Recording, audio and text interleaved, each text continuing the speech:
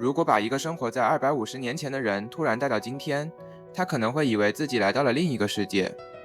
我们可以坐着钢铁制造的机器，以接近音速飞越大洋，可以用一块手掌大小的玻璃瞬间联系地球另一端的人，可以从太空俯瞰整个地球，甚至可以直接和一台机器对话，让它写文章、画图片、编程序。但这一切距离我们其实只有短短200多年。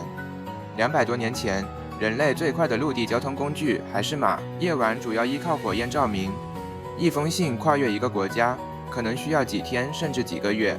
大多数机器依然依靠人力、水力和风力运转。可就在之后的200多年里，蒸汽机轰鸣，电灯亮起，汽车冲上公路，飞机飞向天空，火箭冲出地球，计算机开始运算，互联网连接全球，最终人工智能开始尝试理解我们。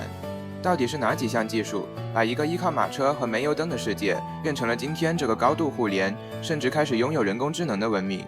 今天我们就用10项改变世界的科技，看完现代人类最疯狂的200多年。这一切可以从蒸汽开始说起。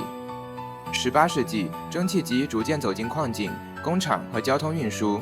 过去，一个工厂能够生产多少东西，很大程度上取决于有多少工人、有多少马，以及附近有没有河流。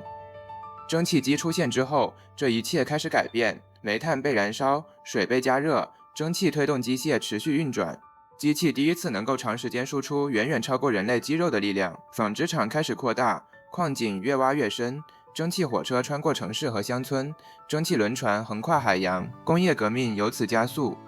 人类文明第一次真正进入了机器时代。如果蒸汽让机器动了起来，那么电则让现代世界真正亮了起来。19世纪，随着发电机、电动机、电灯以及电网不断发展，电力开始进入工厂和城市。过去，太阳落山意味着一天接近结束，而电灯出现之后，黑夜第一次不再成为限制。随后，越来越多设备开始依赖电力，工厂中的电动机、家庭里的冰箱、空调、电视，再到今天的电脑、手机和数据中心。现代城市里几乎所有系统都建立在稳定电力之上。今天，当我们从太空看向夜晚的地球，那些密密麻麻的灯光本身就是电气时代最壮观的证明。在人类历史的大部分时间里，一条消息能够传播多快，取决于人能够移动多快。直到电报出现，一段信息第一次能够通过电信号在极短时间内传到遥远的地方。随后，电话让人类可以直接听见远方的声音。无线电让信息不再依赖电线，电视第一次把远方发生的事情直接带进家庭。再后来，通信卫星升上太空，海底光缆铺满海洋。今天，我们拿起手机，几秒钟就能联系地球另一边的人。信息的速度第一次彻底超越了人的速度。19世纪末，另一场变化开始发生，内燃机逐渐成熟，汽油和柴油燃烧产生动力，小型高效的发动机开始进入车辆，汽车随后快速发展。过去，一个人的活动范围受到步行、马车和铁路限制，而汽车让个人第一次拥有了真正自由的高速移动能力。城市开始出现公路、高速公路、停车场和郊区，物流运输变得更快，工厂、商店和家庭之间的距离被重新定义。今天，全世界每天都有无数车辆在道路上流动。我们习以为常的现代城市，很大程度上就是围绕汽车重新设计出来的。但人类并没有满足于在地面跑得更快，我们开始飞向天空。20世纪初，动力飞机成功飞行，随后几十年，航空技术迅速发展，从早期木质飞机到金属机身，再到喷气式客机。过去，从欧洲前往亚洲可能需要数周甚至更长时间，而今天，一架客机只需要几个小时就可以跨越一个大陆。航空技术第一次把整个世界压缩到了1天之内。旅游、贸易、商务、国际交流都因此彻底改变。从这一刻开始，地球真正开始变小。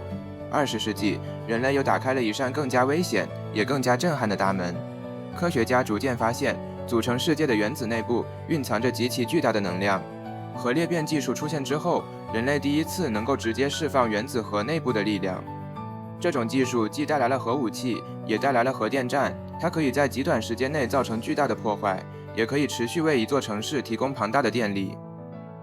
原子时代第一次让人类真正意识到，科技不仅能够改变生活，它甚至拥有改变整个文明命运的力量。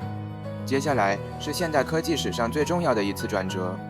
20世纪中期，晶体管出现，这种看起来不起眼的小型电子元件，最终成为现代电子世界最重要的基础之一。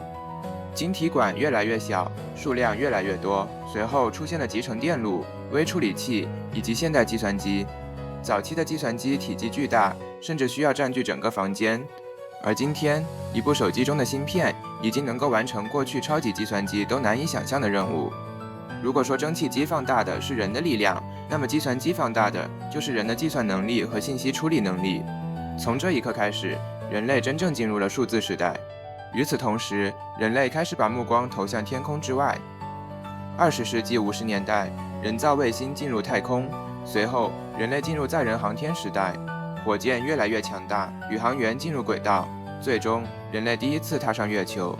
但航天技术带来的改变，并不仅仅是去太空看看。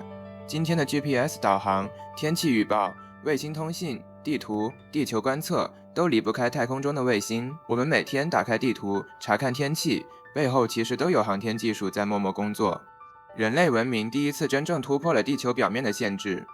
但真正让世界发生巨大变化的，还有另一张看不见的网络——互联网。早期的计算机只能独立工作，后来计算机开始被连接起来，网络逐渐扩大。万维网出现之后，普通人也可以通过网页获取信息。搜索引擎出现，电子邮件出现，社交网络出现，在线视频出现，智能手机又把互联网装进了每个人的口袋。今天，我们可以在几秒钟内搜索几乎任何知识，可以观看世界另一边的视频，可以和陌生人交流，也可以买下一件来自几千公里外的商品。人类第一次建立起了一个覆盖全球的信息网络，几十亿人第一次被同时连接在一起。而现在，我们正在进入下一场技术革命——人工智能。其实，人工智能并不是最近才出现的概念。几十年前，科学家就已经开始研究机器能不能像人一样解决问题。早期的人工智能只能完成非常有限的任务，后来计算能力不断提升，数据越来越多，机器学习和深度学习快速发展，计算机开始识别图片、理解语言、下棋、自动翻译，再后来生成式人工智能出现，机器开始生成文字、图片、声音和视频。今天我们已经可以直接和人工智能对话，让它帮助学习、编程、设计、分析信息，甚至协助完成越来越复杂的任务。这一刻和过去的科技革命有一点不同，蒸汽机放大了人的力量，汽车和飞机扩展了人的移动范围，互联网连接了几十亿人，而人工智能正在尝试放大的是人类自身的认知能力。从蒸汽机到电力，从汽车到飞机，从原子到芯片，从太空到互联网，再到今天的人工智能。短短200多年，人类已经完成了过去几千年都难以想象的技术跨越。200多年前，一个普通人甚至无法想象电灯是什么；100多年前，人类还无法飞上天空；几十年前，大多数家庭还没有电脑。而今天，我们已经可以拿着一台只有手掌大小的设备，连接整个世界，并且直接与人工智能交流。下一场科技革命会是什么？量子计算、可控核聚变、机器人、脑机接口，还是一种今天的我们根本无法想象的技术？没有人知道答案。但如果过去200年的历史告诉了我们什么，那就是科技改变世界的脚步从来没有真正停下来，而我们正生活在这场变化之中。